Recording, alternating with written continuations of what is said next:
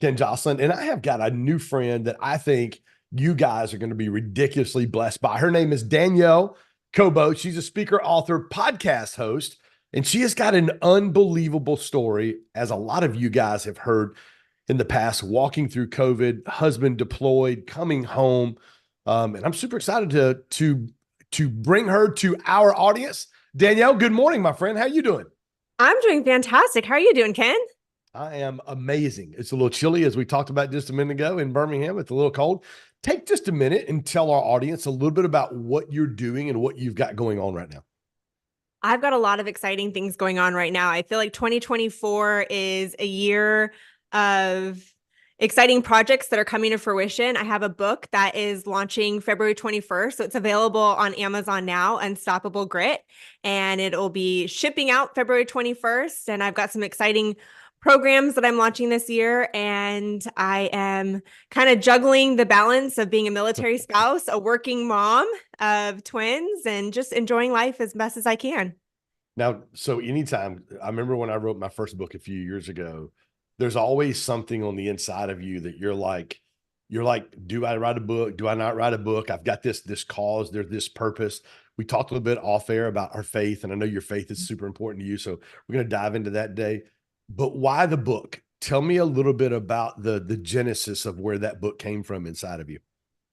Yeah, there was, when it came to the book, as I had shared, 2020 was a year of a lot of change for a lot of us. And in 2020, my husband, the excitement of him returning home from deployment. So he had spent a year deployed and he was in Iraq. When he left, our twins at the time were 1.5 years old. He Mm. comes back.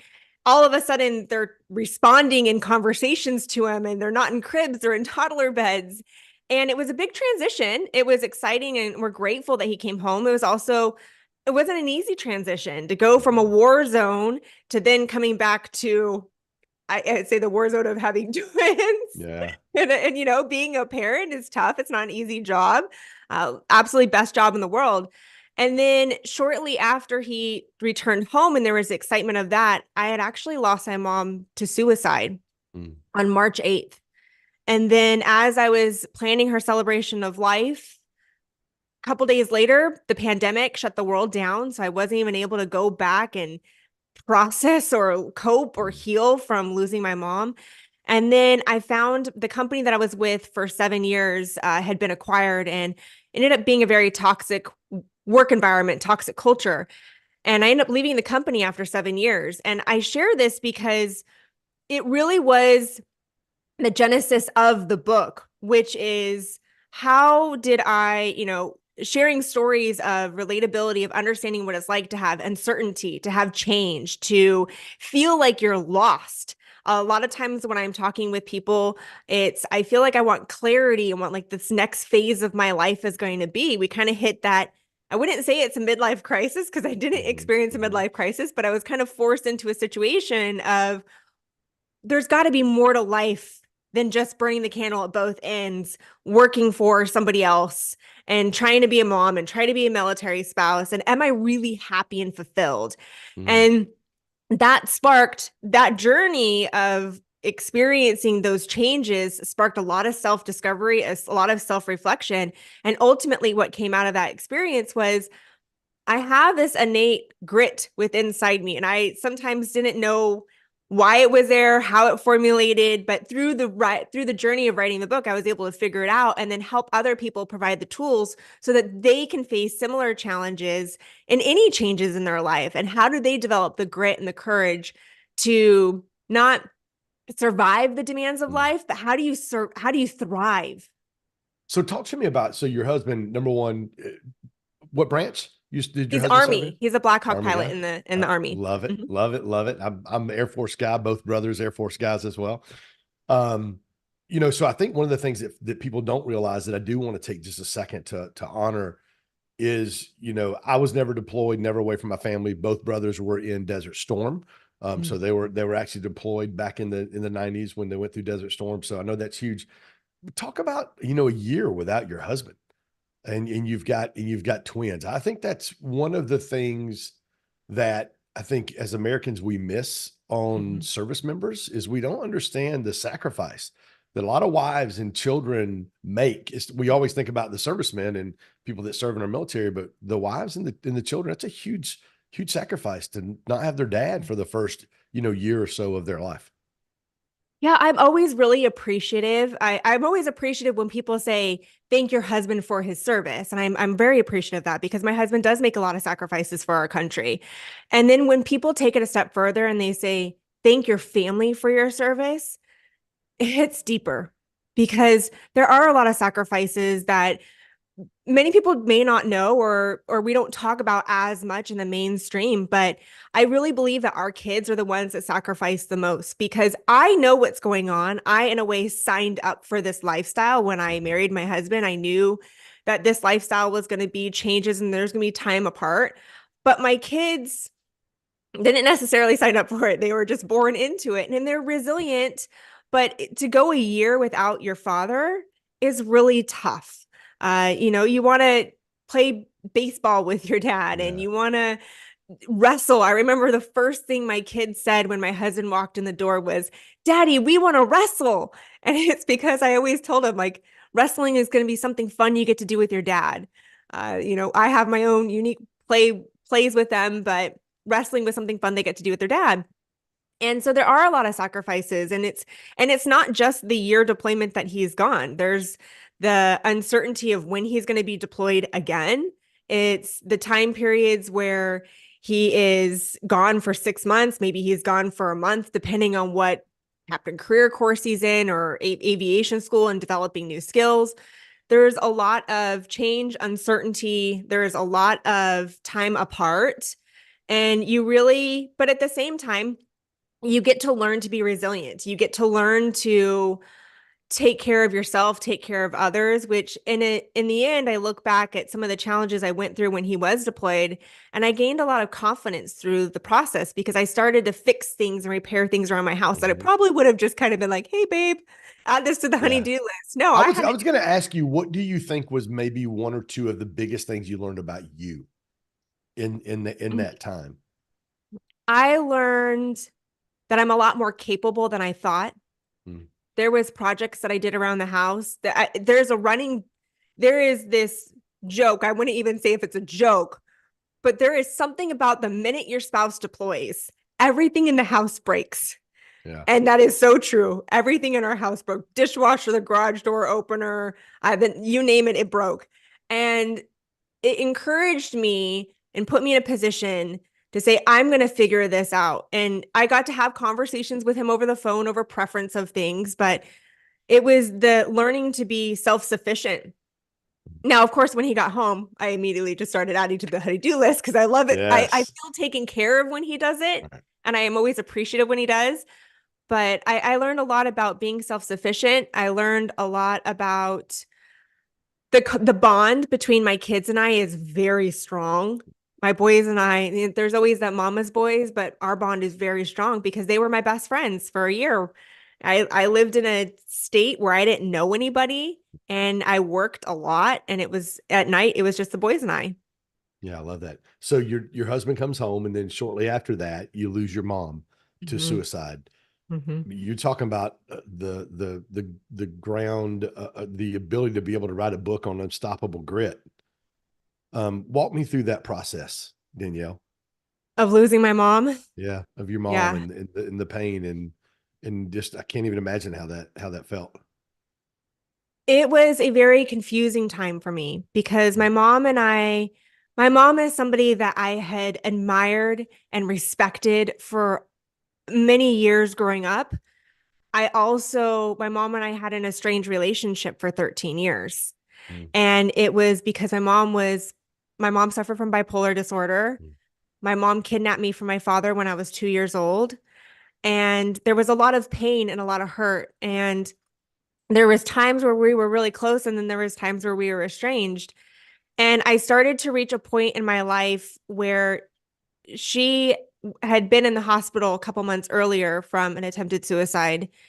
And and I started to kind of open my heart up and think about, well, what would it look like if I tried to work on our relationship, if I tried to find a way to have some sort of relationship because she had never met my kids. I hadn't talked to Mm, her in years. And right as my heart started to open up and I really started to lean into God and say, help me find a way to forgive and help me find a way to just appreciate her for who she is, given the circumstances of what her upbringing was like, and that she was just doing the best that she could, even though I may not agree with some of her decisions. That's when I ended up losing her. mm, And I believe that through writing the book was a lot of healing because it really had me dive deep into understanding what forgiveness is. And forgiveness, you're forgiving the other person for their actions. You're not necessarily saying what they did was okay. It wasn't okay that my right. mom kidnapped me from my dad. It wasn't okay that she kept me from my dad. But I look at her from a new light and new perspective and saying, forgiveness helps me heal. It Mm, helps me release the anger, release the guardness so that I can have a deeper relationship with the people in my life. Because if I'm living my life angry and guarded, it's really hard to have deep, meaningful relationships. And it helped me provide a new perspective, like I said, with my mom and saying, you know what? We are all human. We all make mistakes. And forgiveness does not negate her actions. What forgiveness does is to give her grace mm. and understanding that there's choices that we make that we may or may not agree, but we get to find a way to kind of work through them together. I love that. Walk me through how important was your faith in that time with your mom? My faith, I have been a Christian my entire life. I grew up going to Saddleback Church in California with Hmm. Rick Warren Rick. as my Oh pastor. yeah. Oh, Rick. Yep, Yeah. yep, Rick Warren.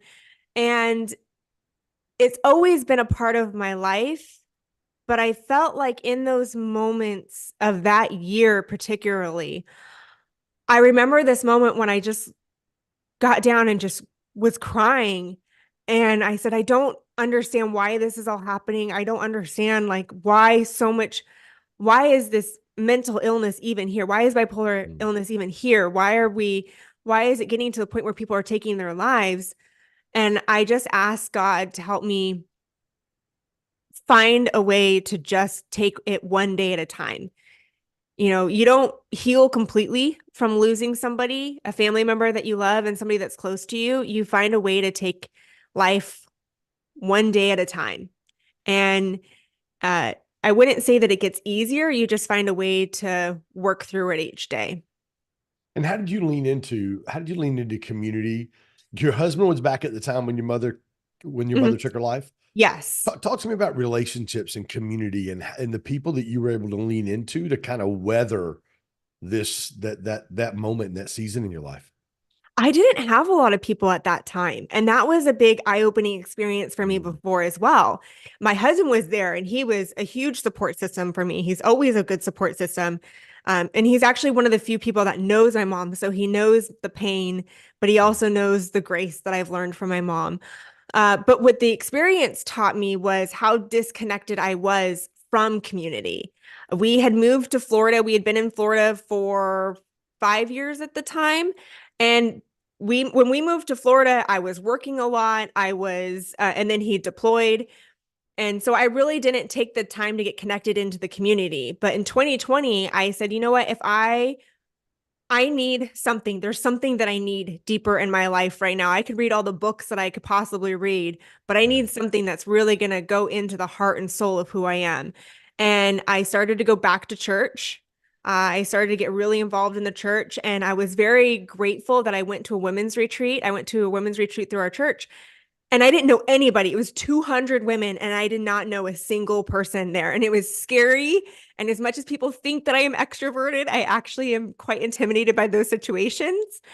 But I went, and I'm extremely grateful that I took that risk and just putting myself out there because I met a group of women Mm. that I have now been very close with. We would get together once a month, and I know that at any given time, I have a community at this point that is going to surround me with love and comfort and care. And I'm so grateful for the relationships Yeah. that I have now. Community and relationships are huge. God did not design us to be able to do Mm-mm. this journey alone, especially with some of the different things that we face, like you face with your husband being deployed, your mother taking her life, COVID, with all that came with that. So all of these things, all of these different things are happening in your life.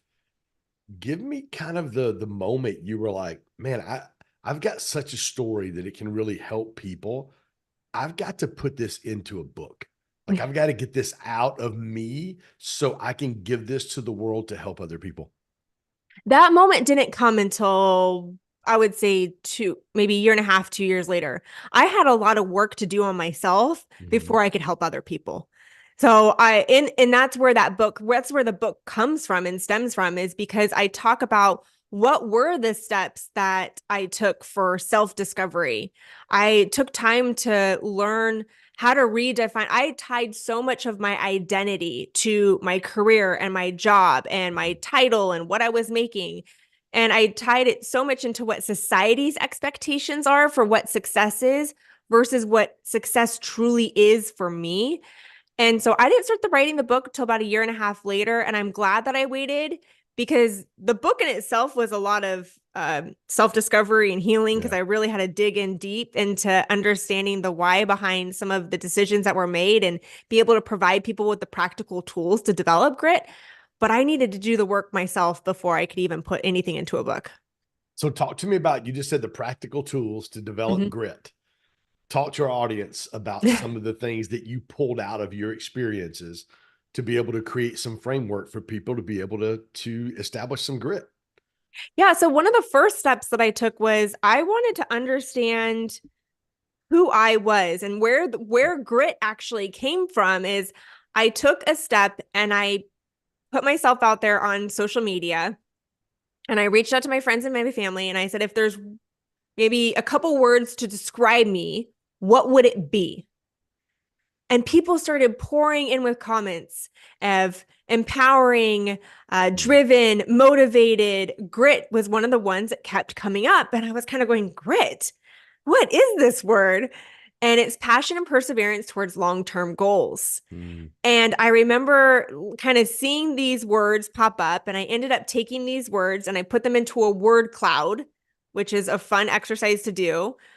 And I started to see a theme. And then the next post that said is, if there is a way, if I've made an impact in your life, a positive impact in your life, please share how. And people started to write in, and people started to write. But the common theme was, you're able to see something in me that I haven't been able to mm, see in mm. myself. Or you've helped me build confidence, or you've helped me pursue jobs that I never would have thought about pursuing, or you helped me. A lot of it was about confidence building. And I said, well, if this is something that I'm good at and I love doing, I love helping people, how can how can I combine my passion and my purpose into this new career of what I wanted to do? And that's what sparked my journey into starting a business, which right now I do a lot of helping people find their job, succeed in their career, really build a career and a life that they love. Um, and Let that's me kind of let me one let of me the ask you a exercises. question. When when you started getting these responses back, Mhm. people started describing words and then they're describing things you've done. Did some of the answers surprise you? Yes, because, and I think that a lot of times people see in us what we don't see in Right. ourselves. And there was all these positive comments of what people were saying. And I go, I didn't realize I had made such an impact on people's lives in a positive way until I saw it firsthand. And that in itself kind of helped me build. I was at a moment where I was so low in my life that even just those little comments helped build confidence, helped build self esteem, helped build momentum to just take it one day further. Because isn't it amazing? And we talked a little bit about just a while ago about how much and how important community was when you walked through that season. And I think sometimes because when you're sharing with me what everybody's saying, that's my question was like, did you see that? Because oftentimes we don't see ourselves the way everybody else does, especially because you and I, when you said this earlier, are super similar in that when I gave my life to Christ in August of 93, for whatever reason, God had given, I pastored for 15 years, almost 15 years, is I've always had the ability to be able to see purpose inside of people and see, man, there is greatness. There are things inside of you that you don't see, Mhm.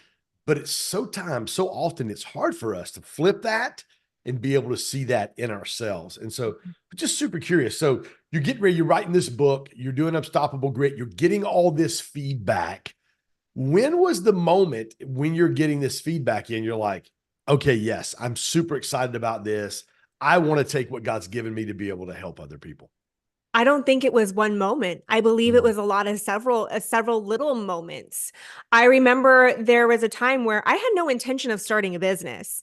So what happened is I started to post on when I was started to look on LinkedIn. I said, okay, well, I need to really look at what is my brand as a professional and how am I going to build my brand on LinkedIn? And I started to post positive posts. I started to share insights on what leadership is, how to find a job, because I was a hiring manager, so I had the experience. And I felt like in 2020 there was so much uncertainty and there were so many people out there that were discouraged because they were either worried that they were going to lose their job or they had just lost their job. And I felt like there was so much negativity out there that I wanted to bring some positivity out there. So I started posting on LinkedIn. And as I started to post on LinkedIn, I started to share some of my challenges and my struggles and the self-doubts that I had and what I was working through. People started to reach out to me and ask for advice. So, and then what would happen, and these were the little moments that I knew that God was really speaking to me. And that was every time that I would either apply for a job, go for an interview, something would happen. Like it either wouldn't align the territory. I was in sales. So either the territory wouldn't be in my backyard or something would happen where that door would shut. And right as that door would shut and I would go, God, like, please help me understand this. The next day, something would happen where people would want to hire me to help them with career coaching. And so I said, okay, well, why don't I just try this? Why don't I just explore maybe kind of starting a business? And every single time a door would shut in getting a job in the corporate world, I would start maybe open up my LLC, start building a website, start making little progresses within my business. And every single time a door would shut in corporate, a door would open in my business. I would get a new client that would come on. I'd get some momentum. And I still pray this prayer consistently. And it is, God, open the doors that you want me to walk through and close the doors that you want to redirect me to something greater. Because I don't always know the why on why doors shut, but I know when I look back on my life and the challenges that I've overcome and the adversity that I've faced, there's always been a purpose. And I may not see it now, but God always has a plan. Isn't it crazy? We always, I know you've probably heard this before. He never shows up on our timing, but he's always on time. It's No, like, he never does. and I think part of the development and the maturity in a person of faith is when you get to the point to where you're like, okay, God, it's not in my timing. Like whatever that looks like for you and whatever you're walking me through and whatever the purpose is for me walking through what I'm walking through, in order for, and it's really always tied to our divine purpose that God puts in our life to be able to make a greater impact. Tell me a little bit about the books coming out in the next, you said February? February 21st. It's available on Amazon now. Okay, guys. So you've got a month, about 6 weeks for the book. What are you most excited about? I'm excited. I'm a big believer in envisioning what you want to happen and have that being the guiding light. I wrote this book because I wanted to make a positive impact on people's lives. I wanted people to have the tools to overcome adversity, the tools to build a career in life that they love. And my hope is just like when I was receiving those messages, when I started to share my story online, my hope is that when people start to read this book, they start to respond and go, hey, this chapter really resonated with me. I've been in a similar situation and it was so nice. I'm starting to see, because people have access to the book on Goodreads, and I'm starting to see those reviews come in. And, I still have doubts. Yeah. I put stories in there that my best friend, she just read the book and she says, I had no idea that your upbringing was to the depth of challenges that it was. And she says, but I feel like you were sitting right by me talking in a conversation, like it was having a conversation with a friend. And there's so much practical stuff, tools that are in there. She said it was really helpful. And that's my hope. My hope is that people take the tools and they apply them. And what would you say to somebody right now, Danielle, who is a year or two behind where you're at, and they're walking through some of the storms and they're walking through some of the seasons that really don't make a lot of sense, and they're questioning and asking, okay, God, why? Oh, you're not alone. Yeah. There's people that have been there. And I believe that the hardest part in those situations is we think that maybe we're the only one going through it, but we're not the only ones that have gone through it. And there's people out there who have gone through challenges just like you are.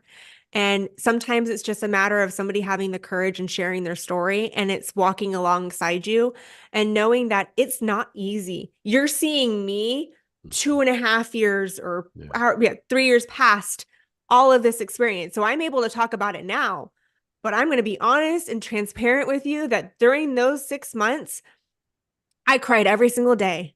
I had panic attacks. It was not an easy journey. So yes, you're seeing me peppy and grateful and sharing this message with encouragement, but know that I didn't start there. It took a lot of work to get there. And so what were some of the things that kept you going through that process? Like, what would you say to encourage some people that are right in the middle of where you used to be? Number one, my faith. My faith is something that I really leaned into.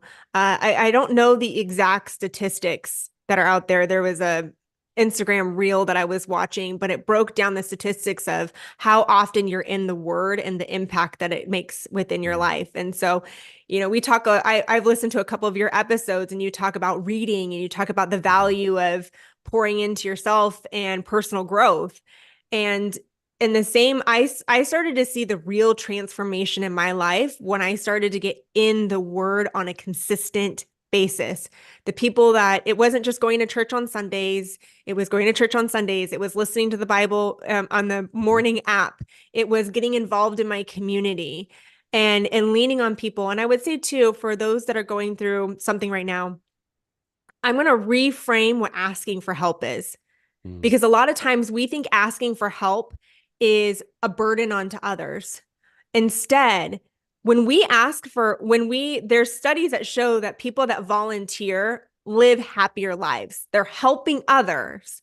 And so when we ask for help, what happens is the other person experiences fulfillment because they feel like they're being needed.